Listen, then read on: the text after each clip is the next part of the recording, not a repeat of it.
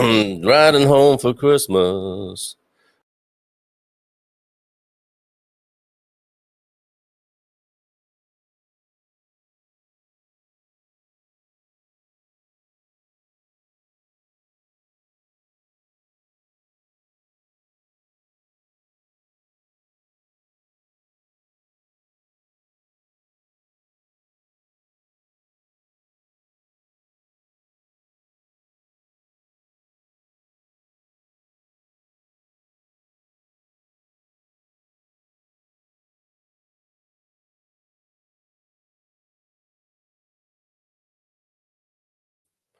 Well, bom dia, Carl Munson here from Expats Portugal with the Good Morning Portugal show. Now, I've already had a laughing emoticon. Is that because the person who delivered that to me saw me singing Chris Rea's Riding Home for Christmas this morning? I wasn't meant to be on screen, but there you go. You're welcome. That's a special early Christmas treat for you. Who were you? Oh, dear. Heard you loudly. What else did I do? Oh, my goodness. Okay, Laura, PM me. Don't say any more to anybody, please. It's more than my tattered reputation is worth. Anyway, good morning to you. She wasn't the only one. Oh, dear. Oh, dear. Okay. Yes. Let's just see how that settles, shall we? Let's see if it settles gently, like Christmas snow, or if it comes down like a hailstorm of ridicule. Okay, terça-feira, 8 de dezembro today, the Immaculate Conception Festival holiday, of course. What do I say? Happy Immaculate Conception to you? Probably not. That's probably not the sort of affirmation quite a few people want right now. But yes, all the best to you on this holiday occasion. However you acknowledge and celebrate it, the Virgin Mary, of course, an incredible motif in this country and beyond. And yeah, I mean, my heart is swelling at the mere mention of the Virgin Mary, not a particularly devout or religious person, but the mother. What else can you say? Apart from all love emanates from there. So there's my little tribute, trying to change the subject from me singing live on air this morning and moving the spotlight and the limelight back where it should be today on the Virgin Mary on this Immaculate Conception Festival. So any other singing requests, I'll take them, but I'm not going to do that until nearer to Christmas. That's good light relief, actually, because I'm looking at quite sort of political stuff. Too late, says Laura. I'm looking at the news articles from the Portugal Resident this morning. And before you switch off, because I'm going to talk about the president's presidential election rerun, and I'm also going to ask you. Let's put it like this: if Portugal was a kid in the playground and he's got to choose between the big kids who are America or China. That is what's going on politically, it would seem. So let's find out where our best bets lie. I mean, I'm sure a lot of people are thinking America, obviously, most immediately, but actually it's becoming it's an interesting political hot potato, and we will look at it. And of course, blessed are the cheesemakers. Okay. There has been an appeal from Portuguese cheesemakers this morning, so I will deal with all of those, but not before we've had a look at the weather and some of your comments. And I'm taking if this were a sledge, if this were a Christmas sledge, and I'm Santa, I'm taking my hands off the controls a little bit, and I'm very happy to be influenced in the comments about things you want to talk about. For example, if you say, why does he never talk about it? The obvious thing to talk about in Portugal and Portuguese culture is this or that, and he never talks about it. Let me know what I'm missing. Let me know what you'd like to hear, unless, of course, it's more of me singing. Bon dia from Owen. Good morning to you, mate. Our place is closed today, Chris. I mean, Carl. Very funny. How many people heard that? And maybe I should switch career then. I vote cheese, says Laura. Yes, following up with the blessed are the cheesemakers idea this morning, the concept. In fact, she's changed that already. She's voting for cheesecake and not cheese. Gemini is here. Gemini Bradshaw. Good morning, everyone. Talking of Gemini, I broadcast an expat chat last night with the wonderful Rachel Tamera and Frank Devane, my oppo in both the Expat Man Cave and the Good Morning Portugal Wine Club, Wine Ninjas, both of them. And Frank, along with Gary, we head up the Expat Man Cave on a Friday night. But I talked to them in a different context last night about their expat life, having moved to Lisbon earlier this year in January, and they're nearly completing a full year there. And I think they've got their eye on Coimbra now. But I broadcast the YouTube part because we go out on 2 Facebook pages and a YouTube channel. Obviously, normally the Expats Portugal YouTube channel. But last night, and Gemini's reminded me here, I sent the show out on Mrs. M's Feel Good Astrology channel. So there you go. If you were hoping for some astrology and you got expats chatting, I hope that wasn't too much of a disappointment. Again, you're very welcome. I won't be doing that again, but I thought it was an interesting mistake. Bon dia from Joel in Porto. He's reminding me. I've got to check out the weather for you, and we'll have live weather, not live weather, but a live report, a spontaneous and momentary report from Joel up there in Porto as well, confirming or denying what this weather is looking like. Actually, if I share this on the screen with you, you can see what I'm looking at. What I'll do is I'll try and find a place in Portugal this morning where it isn't raining. Shall I do that? Shall I start at the in the autonomous regions? In the Azores and Madeira, we're looking at 15 degrees and 10 degrees respectively, and no rain, which is great. It looks like lovely weather in the Azores. A little bit cloudy, which I'm sure it can be there. Same in Madeira, but lovely mild temperatures for the time of year. Let's scroll through the districts of Portugal then. Vila Real, it's raining. Viana do Castelo, it's raining. Setúbal, it is cloudy with a high of 16 today. Porto Alegre, raining. Guarda, raining. The palavra do dia today, of course, will be chuva, muito chuva. Bragança, raining, funnily enough. Viseu, raining. Santarém, a notable exception. 15 degrees the high there, just a little bit cloudy, but not raining. Leiria, raining. Évora, where you can experience some intense Alentasian heat at the best of times. 13 degrees and cloudy the high there today. Raining in Castelo Branco, raining in Braga. And the Portuguese tourist board will be cursing me right now, won't they? What are you doing, Munson? Telling people how bad the weather is. We do get rain here occasionally. It has to be said. Beja. Oh, look, a nice, see, Alentejo holding it up for us. Cloudy, 15-degree high. See, the temperatures are very mild, though, aren't they? That's a real blessing. Aveiro, raining, high of 13. And then the places we usually look at, Faro, mostly cloudy today, high of 19. Check it out, 19 degrees. Very comfortable day in Faro today. Coimbra, raining, high of 13, 10 at the moment, possible light rain in Porto as well, 12 degrees. In Porto, the high, expected high, and Lisbon taking a little break from the rain. As far as the eye can see, however, through to the weekend, a little bit of rain, I think, maybe a lot. But actually, Lisbon, mostly cloudy today and not rainy. So that's a merciful little plot twist in the weather there, high of 15. So there you go. That's the weather. So it's a sunny morning, apparently, in Alvagra, in Gary's part of town. And guess what? In Prestatyn, in North Wales. Surprise, surprise, it's raining.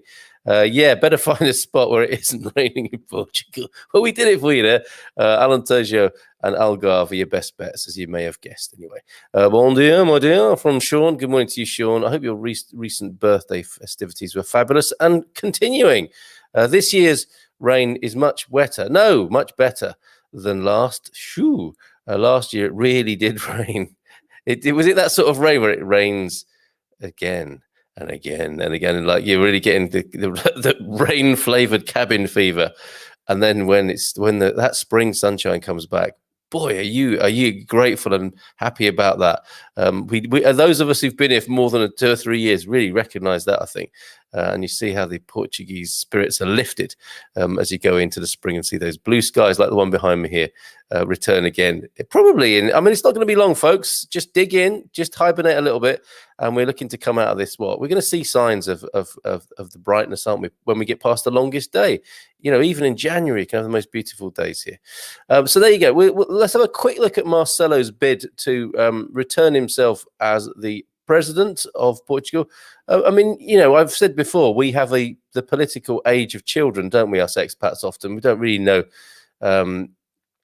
who is doing a good job. And but I guess, like with like the most fundamental grasp of politics anywhere in the world, it's kind of personality based, isn't it? And this fella seems to have quite a nice, amiable personality, does he not? Marcelo Rebelo de Souza, if I've got that in the right order. So he makes an impassioned speech. Let's see if we can get sections of it. I'd like to know who he's up against. Joel Safiro might be able to help us with that. The people who are running against him. I think there's one principal candidate, a woman who's running against him, but we'll find out. It may well be in this article from Natasha Don, our favourite journalist at our favourite English-speaking news outlet, the Portugal Resident. PortugalResident.com. So, impassioned speech. He made a simple but impassioned plea to the Portuguese this evening. This was last night as he finally presented his recandidature, nearly, for the presidency in the same Pastelaria Versailles, where he launched his first successful bid for office in 2015. He repeated the mantra that has become associated with the way he interacts with national citizens here and abroad. Every Portuguese counts. That's fantastic. That sounds a bit like a supermarket thing, doesn't it? But I like the cut of his jib already. I mean, if you're launching relaunching your presidential campaign in a pastelaria, that's a good start as far as I'm concerned. Every Portuguese counts and pastel de nata all round. Please. To that degree, Marcelo said he could never have imagined leaving this job halfway through. Every president has the right to run for 2 terms, and President Marcelo clearly sees a second mandate as his duty. Indeed, he described a duty of conscience that backs the decision to keep going, face the pandemic, win the crisis that it has brought, and improve Portugal. So, yeah, I guess that's a fair way of seeing it, isn't it? He's halfway through, and to leave during the pandemic would seem a little bit of a defeat, possibly. I'm exactly the same, or it would leave a questions hanging there, wouldn't it? I'm exactly the same as I was 5 years ago, he said, proudly Portuguese, firmly Republican, absolutely against nepotism, corruption, and illiberal democracy. Sometimes difficult, isn't it, to hear words like that from a politician, but who knows? I mean, he may well be right. Welcoming all other candidates that have declared their intentions ahead of him, Marcelo said he would agree to head-to-head debates and wishes all his opponents well. So there you go. That's a good way of brushing up on your Portuguese. Watch those presidential debates, which I'm sure are going to be better than the American ones. I mean, they set a pretty low bar, didn't they? Let's face it. So a chance to find out what's going on and practice your Portuguese comprehension. Listen to the upcoming presidential debates. Portuguese, the choice is yours, he says. It is up to the people now to decide whether they renew their confidence in someone they have known for years and seen as a man of actions, not simply words, or whether they want to opt for someone else. And there he was, of course, rescuing maidens in distress, damsels in distress in the waters of the Algarve, hugging people after the fires. When we arrived there, I was seeing this guy on telly hugging people who had been in the fires and going to the places, thinking, who's that politician, the president? And I thought, wow, amazing. And then you see him in his budgie smugglers, and his mask on down by the sea having a swim. He appears to be a man of the people, right? I humbly await your verdict, he said, confident that whatever the choice made, it will be the best for Portugal. These are good words. As every single political commentator has said, the likelihood of Marcelo not winning these elections on January 24 is infinitesimal. So there you go.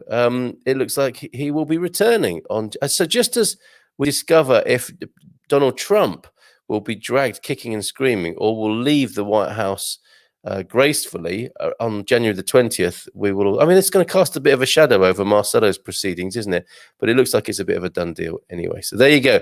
Let me know your thoughts on, your how Marcelo, how you perceive him. Marcelo all the way, it says Frank. Hello, Frank, just talking about you. Action Jackson, shirtless fella. Yeah, that's one way of putting it, I guess. Expats everywhere. Good morning to you. Look at these. We've got YouTube sensations. Josh and Kaylee with us this morning. It's because they didn't let Joe Rogan moderate between Trump and Biden. Yes, I'm guessing that might be Josh there. Good morning to you, Josh. Good morning to you, Kelly. And Sia, your lovely daughter there. Although I'm a lefty, says Gary, I was watching Penny Mordaunt in the House of Commons yesterday and thought I was looking at a potential prime minister. A British reference there from Gary. Happens, Gary. the older you get, I think the more right-wing you can become. Is that happening to you? They say, don't they, in politics, if you're young, when you're young, and if you're not left, you haven't got a heart. When you're old and you're not right, you haven't got a head. I think that's the sort of political progression as one matures, or should I say, becomes more cynical in life. Your intro photo today is amazing. Can we see it again, please? Yes, of course, Pete. Funny you should ask. Let's check it out one more time. This will go silent, so even if I do sing Riding Home for Christmas, you will not hear me. Here we go. That wasn't very good, was it? I'd already taken it down, Pete. I'll pop it up again now. Let's have a look at this, because it is. You're absolutely right, Pete. It is superb.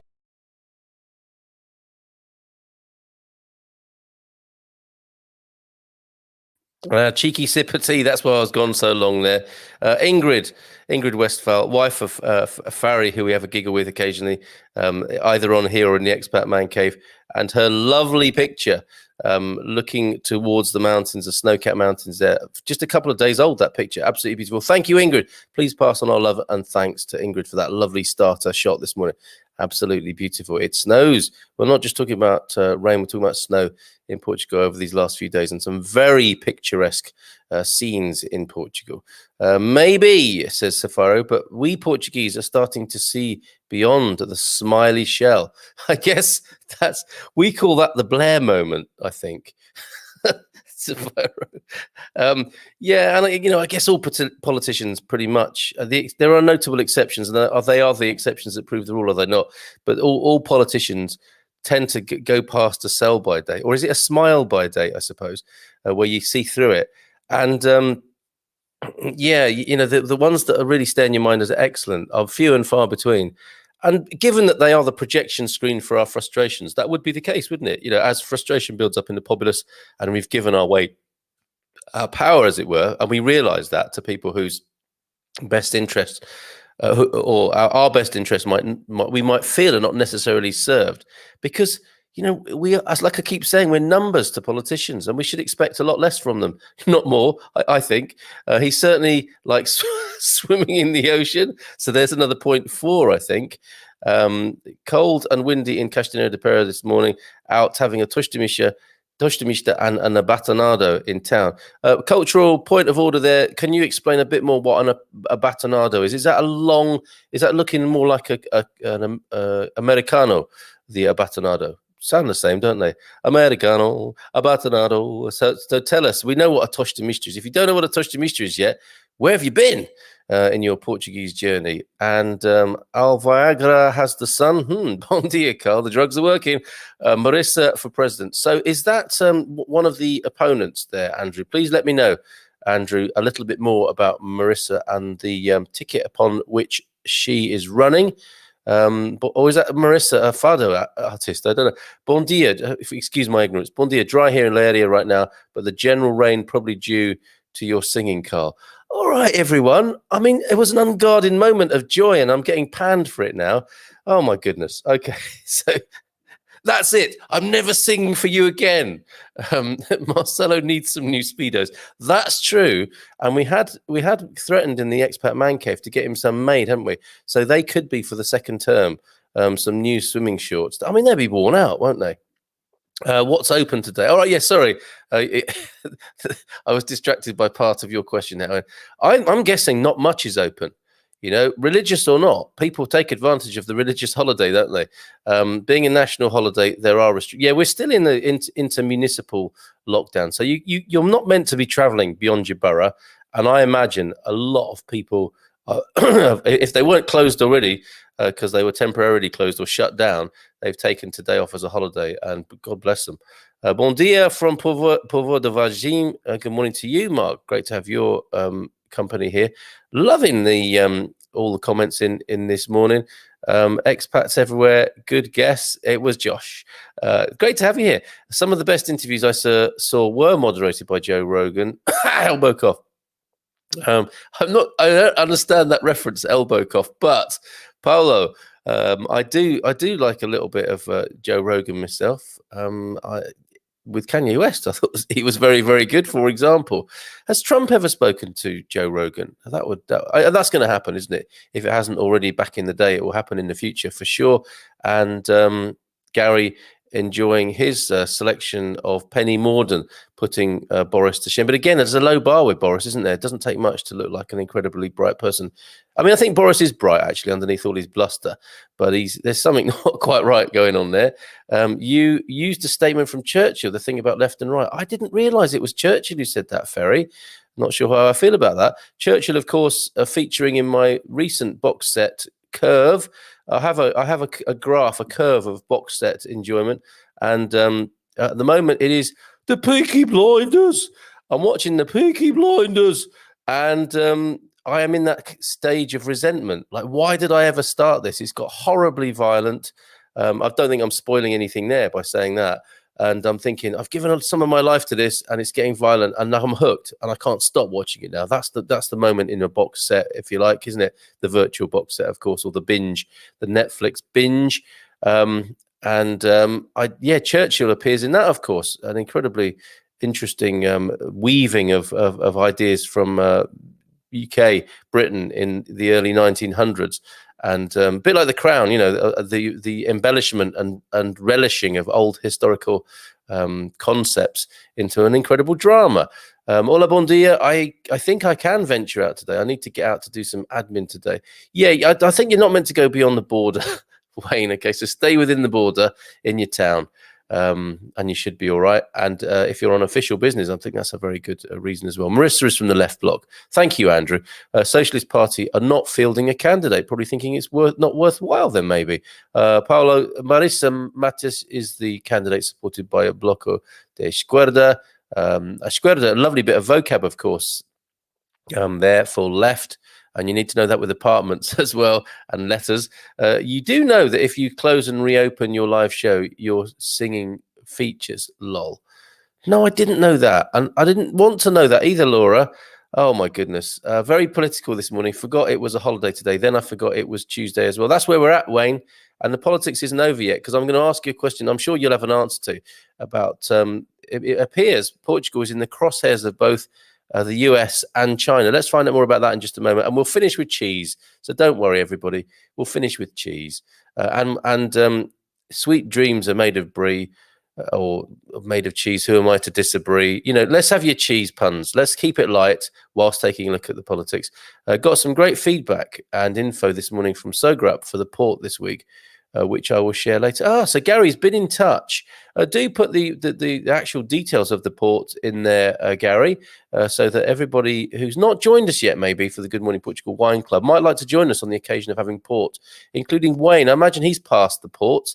A bit of the naval equivalent of passing the duchy on the left-hand side, I think, isn't it? Passing the ports later in the evening as a naval officer or naval man. Let us know the details. Gary, please, of the tasting on Thursday. Time for a woman president who will hold banks and big business to account while supporting the poor. For example, with social utilities tariff automatically for those who qualify. That does sound like a very good policy. Didn't she have a rather embarrassing running mate from back in the day, Andrew, which is rather put her in the dark politically? I wonder. Yes, I love cheese, says Laura, quite randomly. Are there cheese songs I could break into? And port, you say, port and cheese, Portuguese. Let's Yes, I did say port, and that's the tasting on Thursday, Owen and Elsa. Spooky, you're talking about cheese just as I'm about to order a Snowdonia cheese hamper for my group legal director, as one does, Elsa. I must order something from my group legal director as well. That reminds me. It might be the Art of Unwinding book from Aoife, as well as for myself, my wife, and my mother this year. They're all getting that book, Aoife. So let's take a look, before we come back to the cheese, let's take a look at this China America thing and see what this is about, because somebody sent, Shelley, thank you for mentioning this story to me as something that might be useful to take a look at. Portugal back, not in, but back in the crosshairs of international politics and the interplay between China and America. And I can't say China now without saying China. But soon that'll be over. Portugal back in the crosshairs, And there's an economic battle that has been simmering for the best part of 2 years between China and the United States. With the world's attentions deflected so much by the pandemic, the economic flashpoint developing in the geostrategic deep water port of Sines. This is in the Algarve, folks, has been relegated to back pages of the specialist press. But bit by bit, the situation is returning to the mainstream. Let me just have another sip of my British tea. Have a look at this article yourselves for a moment. Read ahead if you wish. I'll be right back with you.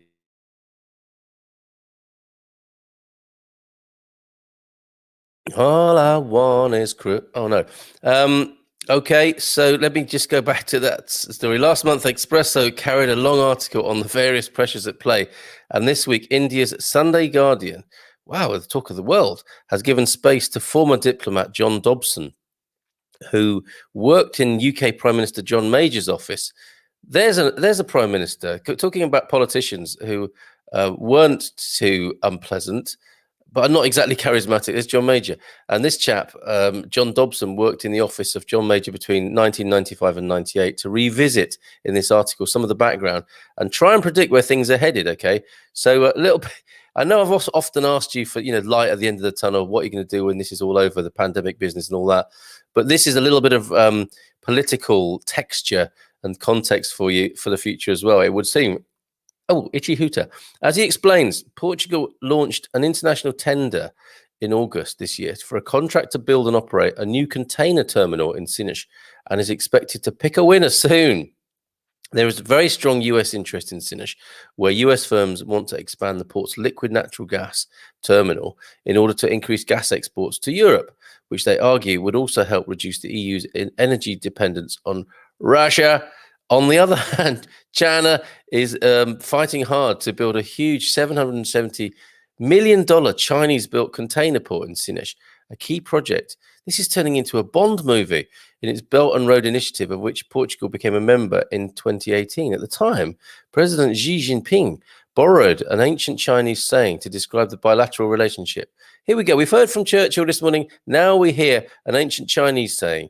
This is a very highbrow this morning, apart from my singing. A partnership forged with the right approach defies geographical distance. It is thicker than glue and stronger than metal or stone. Now, I can hear Bruce Lee saying that. I'm sure it wasn't Bruce Lee, but I'm hearing Bond. I'm hearing Bruce Lee. This has the makings of an incredible movie that was actually happening in real life, emanating from Sines in Portugal. Portugal's President Marcelo Rebelo de Sousa, aforementioned, reciprocated with a state visit to Beijing in late April that also coincided with the second Belt and Road Forum, which sounds like something that will be known in history. Don't you? Got the Silk Road, and maybe we'll have the Belt and Road phenomenon of the Chinese as they took over the world back in the early 2000s. So will it be America's huge LNG terminal or China's huge container port? I can hear people saying, it's not funny, Carl. Whoever is the winner, the geopolitical consequences will be massively significant. You are not kidding there. Is this Natasha as well? Yeah, it's Natasha Donegan, everybody. Weeks before President Trump's election defeat, the United States was being seen to have upped the ante uncomfortably on Portugal. Yes, I remember that. There was a bit of saber rattling from the ambassador, wasn't there? One of the ambassadors I haven't spoken to, incidentally. Very welcome, but I've not spoken to him yet. In what was described at the time as a less than diplomatic interview. Less than diplomatic.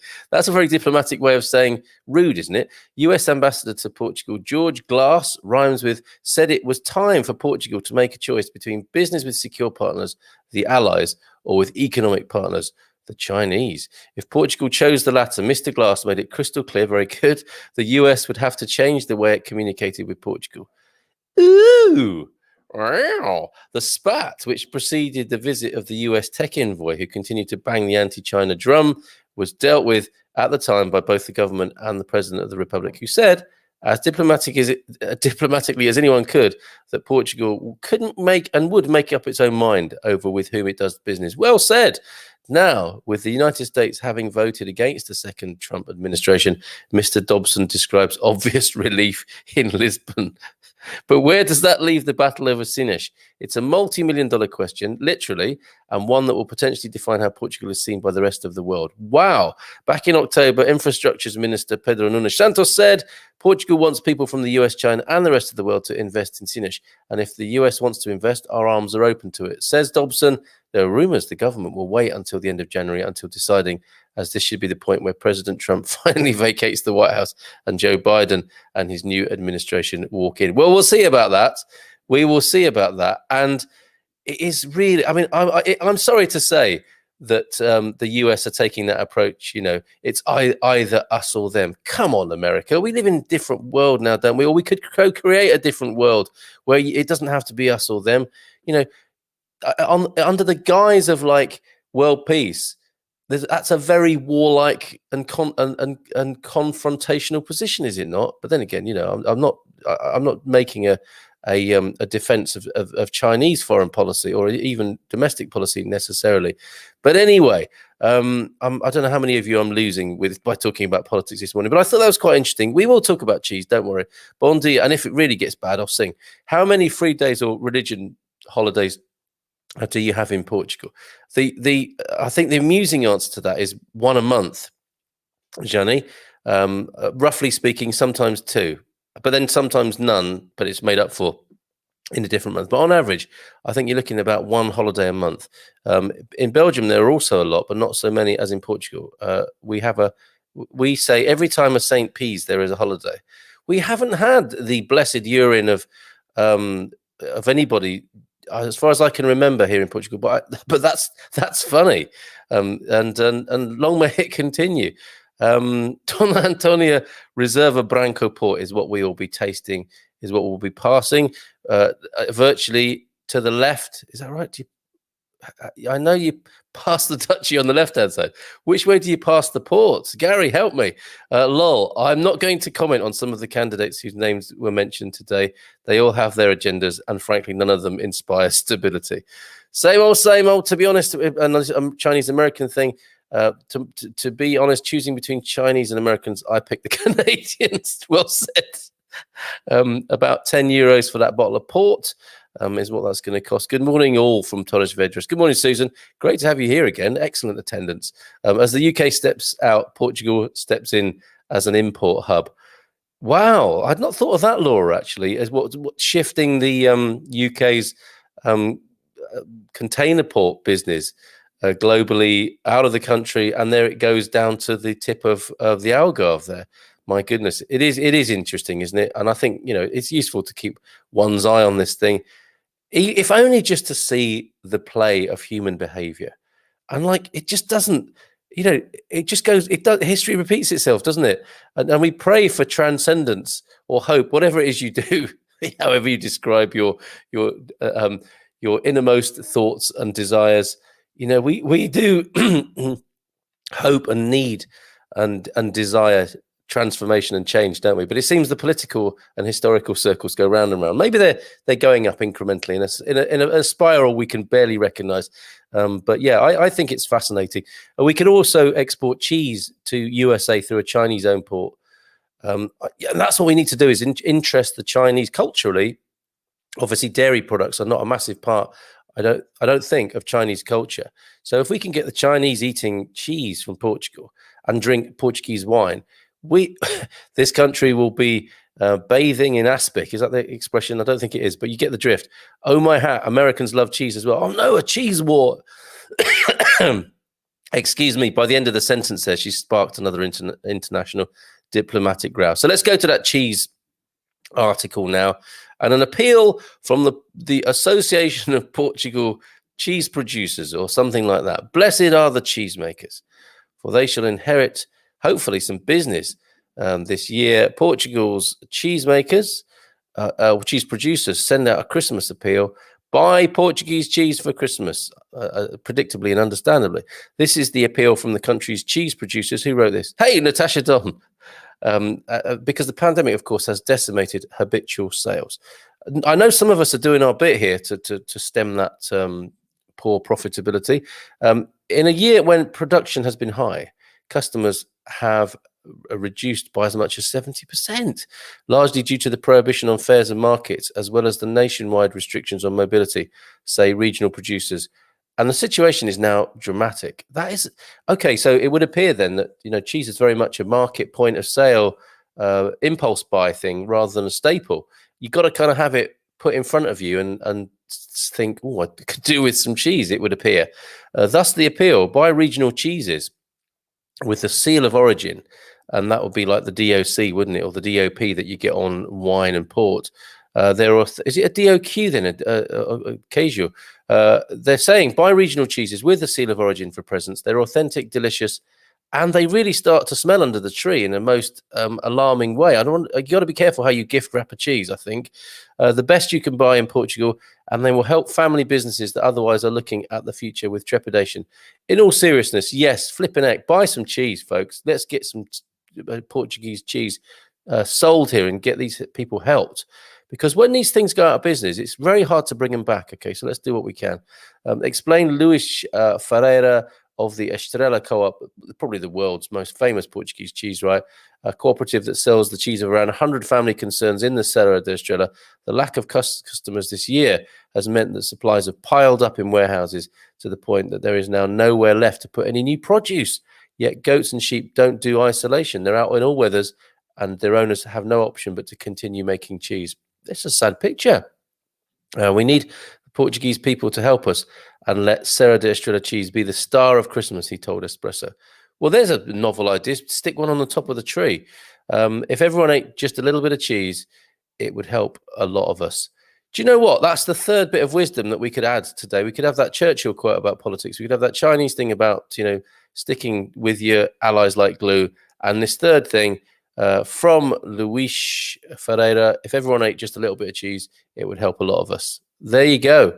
Please buy cheese. There's another nice little catchphrase for you. But I hope that's a little reminder when you are out doing your shopping. I mean, this is the thing, of course. If I suppose it's better than nothing to buy it from the supermarket, but I'm sure these people ideally want you to buy it direct. So let's see if we can find and share some links to mail order cheese companies to help the Portuguese cheese industry there. So let's conclude this morning with a few of your comments. Cheese is life. It really is, isn't it? I mean, that works on a number of levels. Andrea Pereira, feel free to send me some. I guess we could start some sort of cheese Ponzi scheme where we, in order to stimulate the cheese economy, we all buy cheese and send it to the person at the top of the pyramid. That would be one very gouty person at the top and a happy cheese industry, and the rest of us thinking, what just happened then? Okay, left clockwise is how you pass port.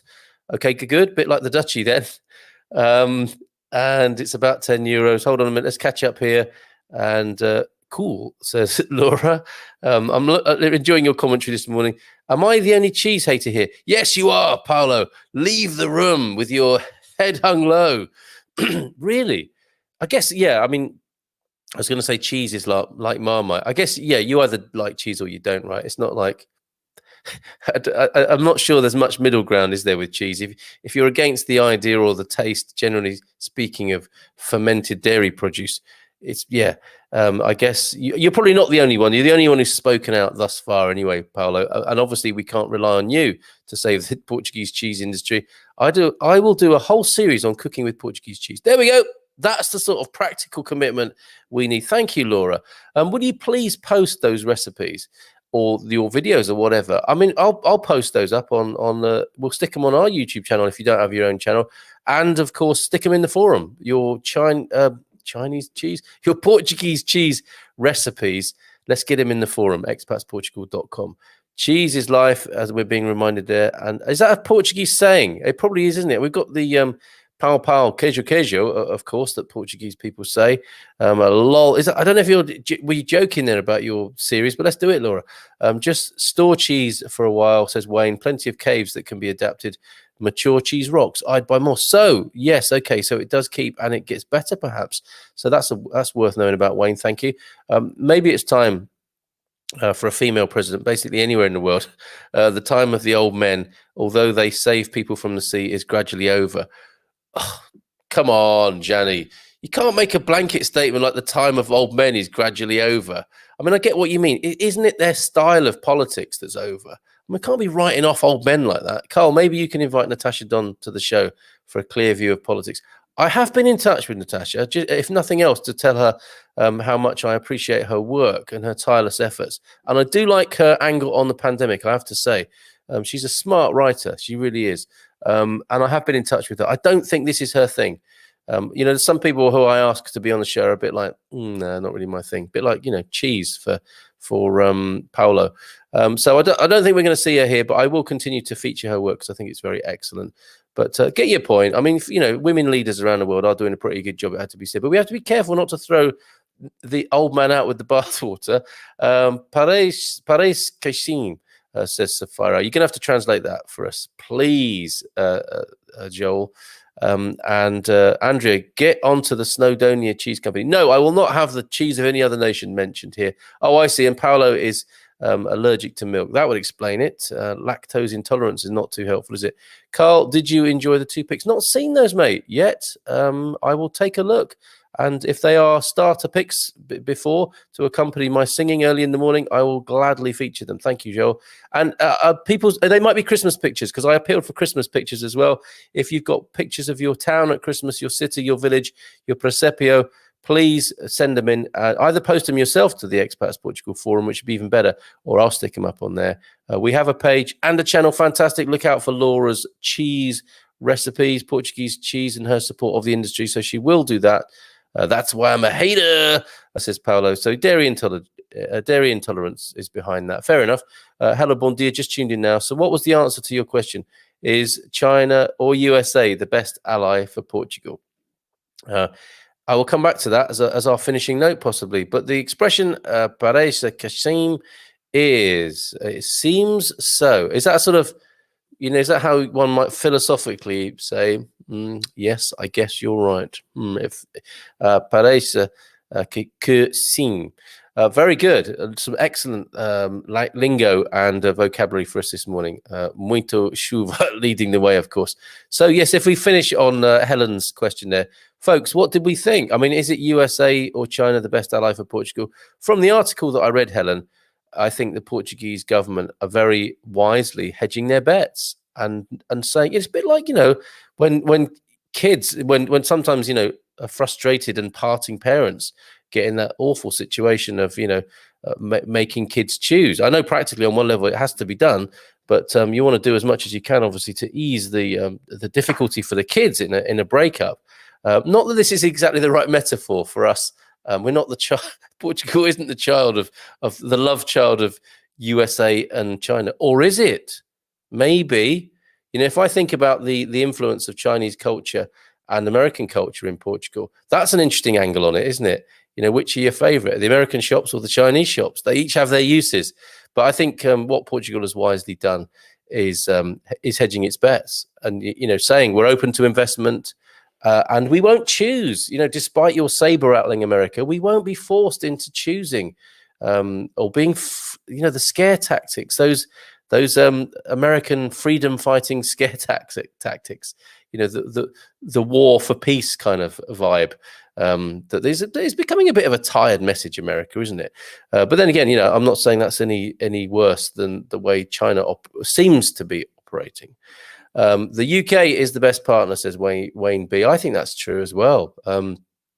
Maybe we'll have a set of a container port network. The UK and Portugal. The partnership, I think, will thrive and continue after this current nonsense.